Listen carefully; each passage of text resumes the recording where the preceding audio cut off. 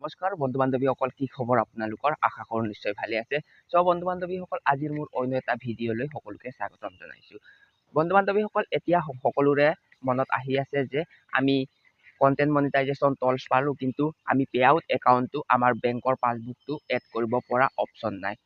বন্ধু বান্ধৱীসকল, এটা কথা মই আপোনালোকক জনাই দিছোঁ যে যেতিয়া আপোনালোকৰ ফেচবুকত আগতে ষ্টাৰ মনিটাইজেশ্যন হৈছিলে, তেতিয়া অট'মেটিকেলি আপোনালোকে এই পে আউট একাউণ্টটো খোলাৰো চিষ্টেমটো আছিল, কিন্তু ফেচবুকে অকণমান সলনি কৰি দিলে।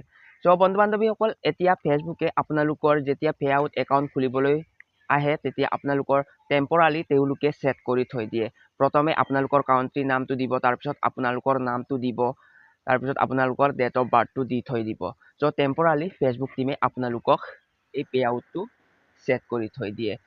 এতিয়া কথাটো হ'ল কি, আপোনালোকে সকলোৱে ভাবি আছে যে আমি কেনেকৈ আমাৰ বেংকৰ পাছবুকবোৰ আমি তাত এড কৰিম বা আমি কেনেকৈ ছেট আপ কৰিম।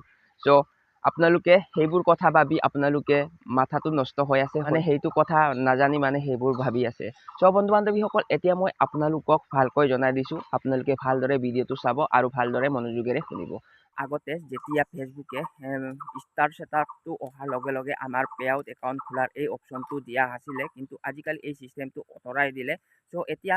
এতিয়া তেওঁলোকে এনেকুৱা চিষ্টেম কৰিলে যে যেতিয়া আপোনালোকে কণ্টেণ্ট মনিটাইজেশ্যন টুলছ পোৱাৰ পাছত, যেতিয়া আপোনালোকে কণ্টেণ্ট মনিটাইজেশ্যন ছেটআপ কৰিব, ছেটআপ কৰাৰ পাছত আপোনালোকে যেতিয়া আৰ্ন ষ্টাৰ্ট হ'ব, সেই ষ্টাৰ্ট কৰাৰ পাছতহে অট'মেটিকেলি আপোনালোকক সেই পে আউট একাউণ্ট খোলাৰ এই চিষ্টেমটো আপোনালোকৰ একাউণ্টলৈ বা আপোনালোকৰ ফেচবুকলৈ অট'মেটিকেলি আহিব। আপোনালোকে একো চিন্তা কৰিবলগীয়া নাই, সেই চিষ্টেমটো আপোনালোকক ফেচবুকে নিশ্চয় দিব। এতিয়া মই পান কাৰ্ড বা বেংকৰ পাছবুক ছেটআপ কৰিব পৰা নাই বুলি আপোনালোকে একো চিন্তা কৰিবলগীয়া নাই, নিশ্চয় আপোনালোকক সেই চিষ্টেমটো ফেচবুকে দিব। আগতে ইউটিউবে $10 নহ'লে আপোনাৰ পাছবুক এড কৰিব পৰা নাছিলে, ঠিক তেনেদৰে ফেচবুকেও এই চিষ্টেমটো অকণমান সলনি কৰি দিলে।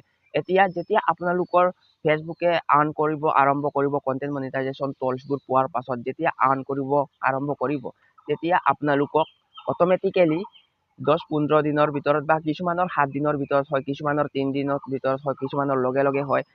আপোনালোকক যেতিয়ালৈকে আপোনালোকক এই চিষ্টেমটো পঠিয়াই নিদিয়ে, তেতিয়ালৈকে আপোনালোকে পে আউট একাউণ্ট খুলিব নোৱাৰিব। তেওঁলোকে টেম্পৰালিহে আপোনালোকক নমুনাটোহে আপোনালোকক দেখুৱাই থৈছে।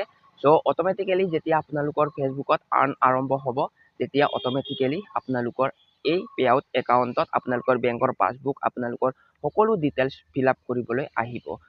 বন্ধু বান্ধৱীসকল, এইবোৰ কথাত ভাবি আপোনালোকে চিন্তা কৰি থাকিবলগীয়া নাই। অট'মেটিকেলি আপোনালোকক যেতিয়া আৰ্ণ আৰম্ভ হ'ব, তেতিয়া আপোনালোকক ফেচবুকে আপোনালোকৰ পে আউট একাউণ্ট খোলাৰ এই চিষ্টেমটো পঠিয়াই দিব। গতিকে আপোনালোকে জাষ্ট চেক কৰি থাকিব লাগিব যে মনিটাইজেশ্যনত গৈ সেই অপশ্যনটো আহিলে নেকি, সেই অপশ্যনটো আপোনালোকক পঠিয়াই দিলে নেকি, আপোনালোকে চেক কৰি থাকিব। বন্ধু বান্ধৱীসকল, এই ভিডিঅ'ৰ যোগেদি মই আপোনালোকক তাকে জনালোঁ। যদিহে আপোনালোকে ভিডিঅ'টো ভাল পালে, লাইক শ্বেয়াৰ কমেণ্ট কৰিব নাপাহৰিব।